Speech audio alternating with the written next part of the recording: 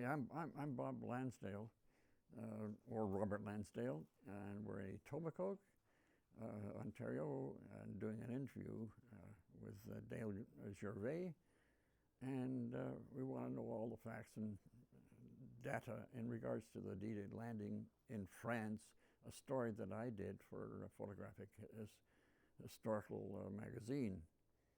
And all these bits and pieces are coming together, and it might serve well to that we recorded for the 75th anniversary of the D-Day landings.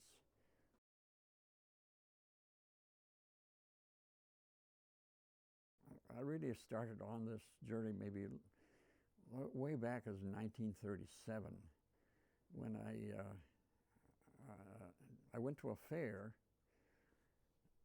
I was 6 years old, I think, and with the toss rings, I won a camera, a little box camera, very cheap, but I won it. Now I think that was what started me in my realm to go into photography, because I became a professional photographer, and went through high school and everything else, was doing photography, and luckily one of the teachers took me down to Ryerson, and so I ended up taking the Ryerson photography course there. So I gradually moved into professional photography. My life is sort of balanced in 10-year cycles, and I did press work for 10 years. And it was quite exciting, but we did a lot of tours. The Marilyn Belt Swim on the English Channel, I did that.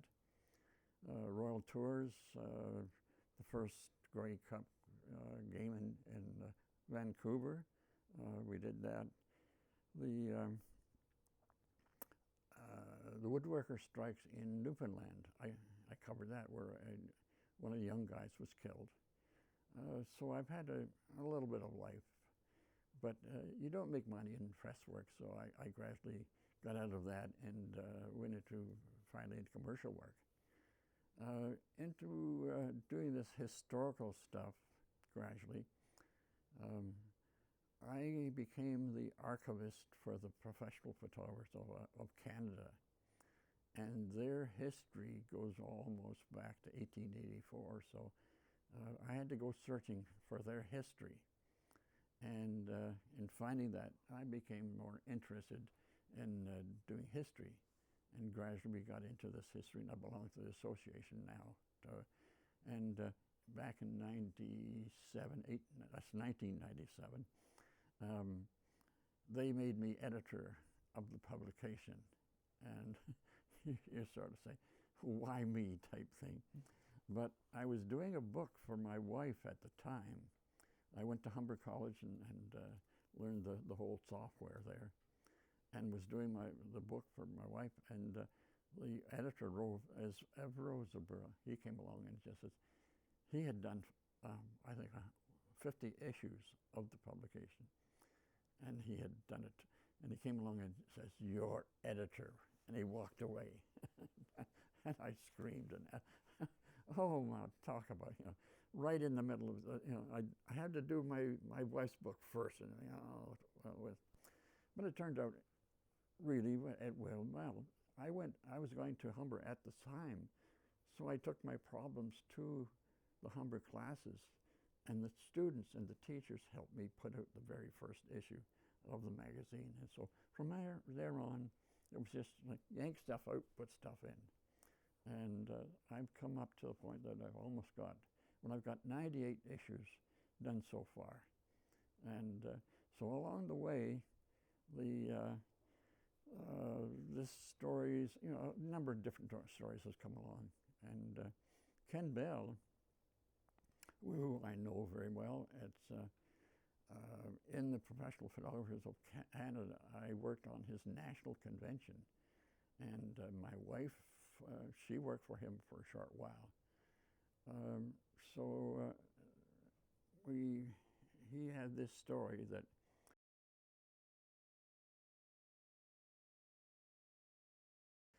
he was getting all the all the accolades, or all the the media was playing him up as being the photographer on the D-Day landings. And Ken Bell had a different slant, a different story. I don't know whether he was maybe ticked off that he would be getting all the accolades or something, but Ken knew that there were quite a number of photographers involved in that landing. He himself was a stills photographer on the second landing, the second wave that went in. He was a specialist with the Rolleiflex camera and took more like magazine type photography. And when in his still life, he was a very top-notch advertising photographer in Toronto. And he was still in the militia, so he gradually rose up through the ranks and he became commanding officer of the Royal Regiment of Canada. So his evidence, I take it with quite a bit of evidence. His story really started this whole thing off to me anyways. That was the first time I ever heard about it. So with that interview that I went over and did of him, it was first used with the newsletter of the professional photographers. And I believe it was then used in this, our historical publication. And somewhere along the way, I think it got repeated by the city photographers in Toronto. It got picked up anyway, so it got a little bit of attention in media. And but with his story is that he believed that there were 6 cameras, fixed cameras, which were mounted on the sides of the landing craft, and they were tripped at the right moment. And so they were unmanned cameras which actually did the photography of the D-Day landings that are captured. And he wanted that sort of side story known to the world. And now, as we hear, still photography, or the set-up fixed photography, was used in other places in Italy.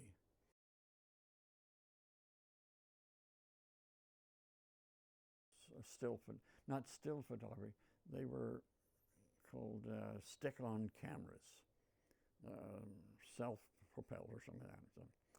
And he gives the full credit to Captain Colin McDougall, and he was an officer in the city unit.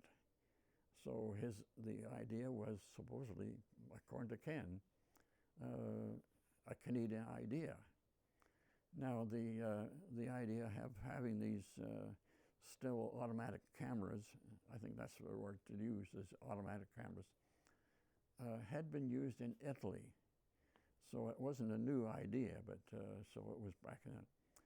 And but they weren't too sure that they were even going to be able to get cameramen or something to actually land with the invading forces, because the unit of groups, men in there were well trained.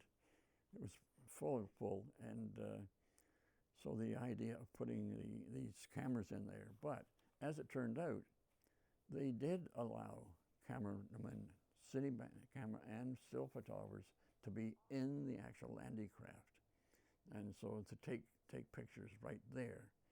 So you had the dual thing, but it's still, again, was it iffy? Did this story really thing? And so we have actually pushed it forward and published it.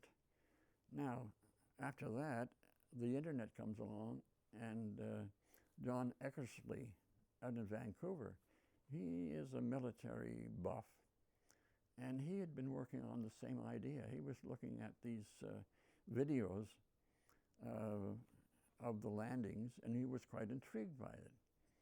And so he kept on, I think he must have driven his wife batty, looking at all these different, because there was little bits and cuts in here and here and here, and in different videos that they did of the thing. And so he analyzed it, and he came up with the idea. He said, it looks as though there's 3 definite boats that are recorded in that, in those shots. And so that was, he was giving that information to me. And so that was a new revelation, that the fact there was 3. But, you know, I'd never bothered to even go and look at these videos and everything else. You'd see something, but you wouldn't know what you were seeing. It was all mishmashed, and it was so fast and everything else. So that took another step forward in this investigation.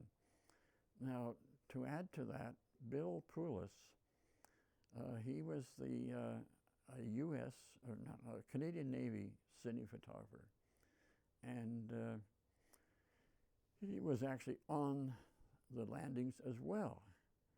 And he said that the coverage could very well have been his coverage. So, but Bill poo-pooed the whole darn idea of having these automatic cameras. He said the lighting in the morning was very dark, and you really needed a still guide to really there and adjust it. So he started down. We had him talk to us.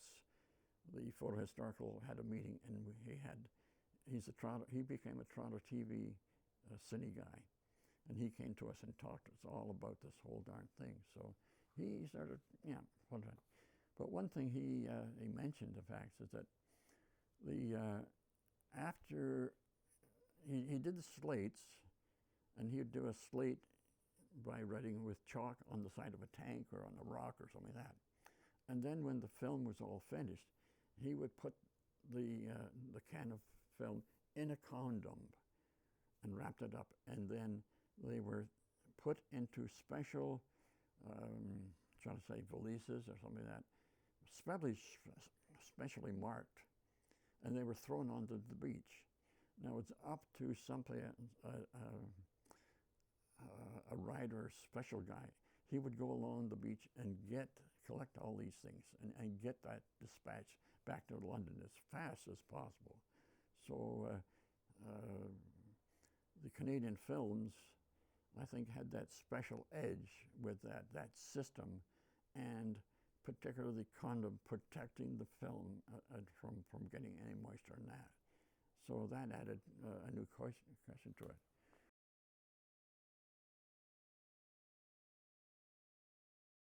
I might put that in there that we should give credit to Captain Jack McDougall and dispatch rider Brian O'Regan, who were given the responsibility to go along and pick up these packages and dispatch them off to London.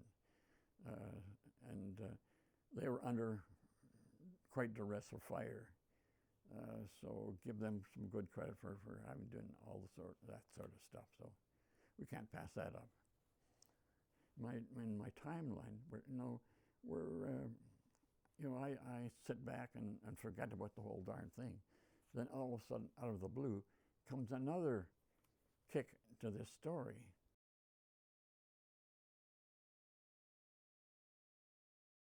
Then all of a sudden, we had a jump ahead to 1986, when Dan Conlon is doing his Bachelor of Journalism studies in Ottawa for a degree, and he ends up getting a summer internship with the National Archives, and he's introduced to the Cine Film Army Film Ute and the stories about that. So, he gets turned on by that, and so he does his whole thesis based on the work of the cine photographers in the war. And it was so good, apparently, that they decided to publish it, anything else. And so it's from this book that came out, I think, in '85 or '86, that I get a lot of information about the actual film. He interviewed a lot of people. There's some good chapters. You know, he covers a lot of ground, but in it he covers the D-Day landings, and it's through that we learn that there is the paratrooper Dave Reynolds. He was the first photographer to land with the paratroopers early, and so he did some city work. Didn't have a 35 mm IMO because that went in another plane which crashed, so he had to do 16 millimeter. But as far as the D-Day landings on the land, Bud Roos, the city photographer, was the first one to land, as far as we understand. And but he, out of 30 people or 30 men in the boat, they must have had a bad spot. Only 2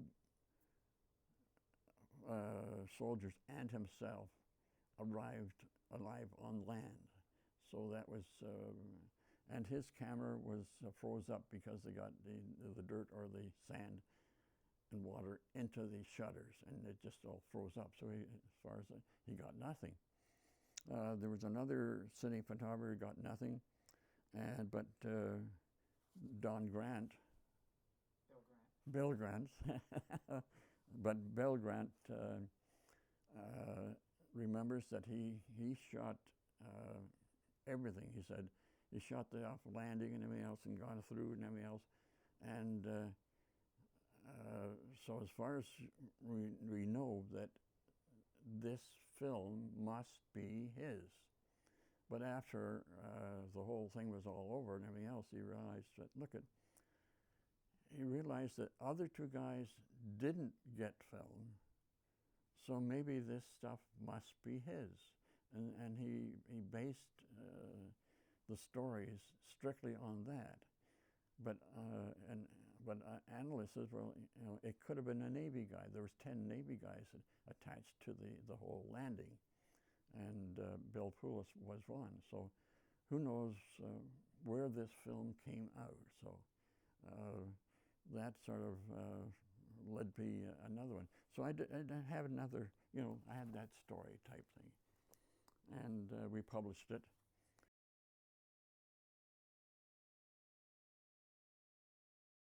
And but that, that got me to the point of thinking that we haven't really ever taken the film apart.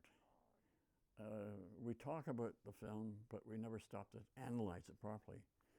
Now, in my research, quite often I will have to take a snap. They call it a page grab, and you take it off your screen. There's 2 things you hit, and you can snap the whole darn page, and you save that. And I was wondering, well, gee, could I do that when watching this video? And so I did it, and sure enough, we got the files all up, and I was able to analyze, take them. So I was able to take each individual picture out of that video and improve it with Photoshop. I could sharpen it, and where the background is maybe light or dark or something, I was improved. So I had a whole series of pictures that finally I could analyze the whole sequence. And that was where we found a lot of data. One thing I would like to name, I'm going to have to go back. We thought the standard camera for the Army, Navy was the IMO camera, and that was pretty well universal. And they were sort of a premium. So I kept on saying, well, it must be the IMO camera that got attached as an automatic type thing. And no think about it. And so we went to Sammy Samuels in Toronto. He was a TV video guy, and asked him to test this thing, just how much could we shoot with the IMO camera. Now, the IMO camera's got is a, you wind it, so it's got a strictly internal tension like a clockwork. And we ran it, and it would only go for 20 seconds. So that you have to keep that in mind. The photographers that shot the invasion could only take 20 seconds at a burst. Then they have to stop and wind it all up again. And I mean, well, everything would practically be over. So there would be some sort of a break, but 20 seconds. Now, the first thing that I found out when I analyzed all this video stuff is the length of the videos. There was 3 distinct pieces of film on that. And the first piece of film, which I called A film, it lasted for 124 seconds. So, you know, the IMO thing is out the door type thing. It has, with 124 seconds, that has to be a long roll of film, maybe 200. And it must be electric drive or something of that. So it couldn't be the ammo. So my whole theory went down the drain. And on the middle piece, roll B, was 110 seconds. And the third piece of film was 151 seconds. So there's a mystery. What is that type of camera? So I started analyzing, you know, comparing these videos, and roll A, let's say roll A versus roll C, they're pretty well the same scene, and you can almost imagine it. But when you analyze, you look into it, there's certain things which are different. In one boat C, there's a porthole at the front of the boat. It is open on C, not on the first one. The compass that each one the boat has. The boat C has an extra ring, and boat C, in behind the driver, there's a compartment, and there is a new big roll up of stuff. So those two are definitely different boats, and we have to sort through it. The middle piece of film, that is much different. The driver is down really low. You hardly see him in the film, and the scene is there must have been an awful lot of smoke or fog, and you can hardly see any scene at all. But with the Photoshop, I was able to improve that quite a bit, and apparently the boat swings sideways, and you can see only one house slowly pass across the scene during the exit thing. So there are different things. So we were able to accumulate that definitely is 3 boats. Now, in each of the scenes, the camera is positioned so it's looking forward, but at a slight angle. So the driver is off to the right, and it has the full sweep across the front of the boat. But down the left side, you can see the top gunwale of the boat. So apparently that is where this automatic camera was mounted. And being mounted there, the scene was quite steady, you know, because the camera would roll with the boat and everything else. It was steady, and that was a good quality that came out of it. And it wasn't, roll B has got that same deck. Roll C, it wasn't until the very last 5 seconds that some soldiers take some sacking off the deck, and there is my hidden deck. So it's definitely, mounted on the deck of all three of the pictures. So I thought we had sort of a good evidence that it's taken by automatic camera and it's mounted to the decking of the boat.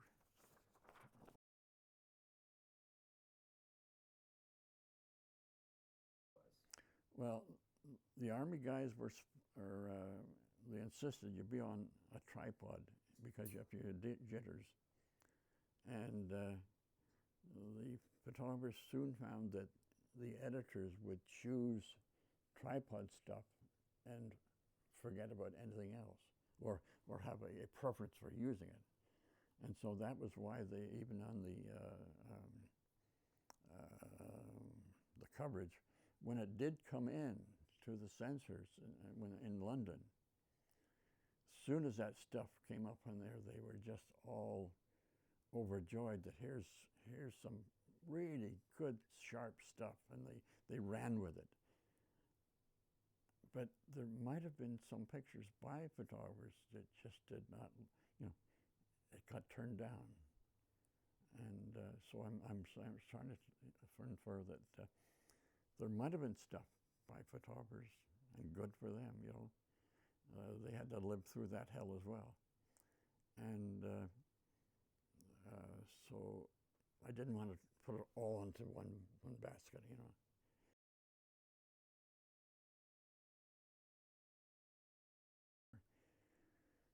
We've got evidence that these particular shots, 3 shots, are done by automatic cameras on the side of a boat.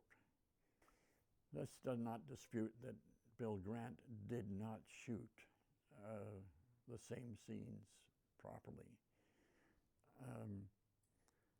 All those photographers, all those soldiers, when they went through those front gates, that was going into hell.